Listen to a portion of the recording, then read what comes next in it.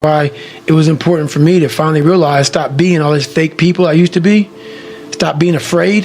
There was no growth until I cut myself down to nothing, to the person I really was, the real human being. And once I found out who I really was, that's when I started growing. I was trying to build on top of a lied, fucked up foundation.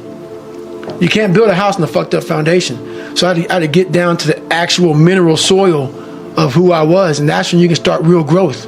And what is the role that suffering plays in that, or the willingness to suffer? It starts to peel all those layers away, all those artificial layers away. If you're willing to suffer and go back in the grind, that internal dialogue you have with yourself when you're in misery and you're uncomfortable, it's a real, scary, unfiltered, no lying dialogue.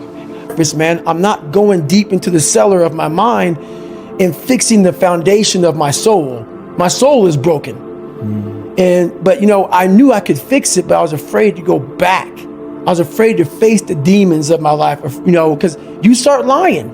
You want anybody knowing this shit about you. So you start lying about who you're not and start creating a person about who you want to be, but it's not who you are. So that's when I started realizing, man, I'm never going to get over the hurdle. I'm always going to live on a surface level until I go deep, deep into the sewer of my mind to figure out and face all of these different demons. That's hard. It's hard. We all like social media. We all like everybody to see us for who we want to be. That's why we post beautiful things about us. That's not going to fix you. So I realized that, and that's when I started going back. So I was about 24 years old, and I went from 175 to almost 300 pounds. And that's when I sat down on my couch and realized we got to go back.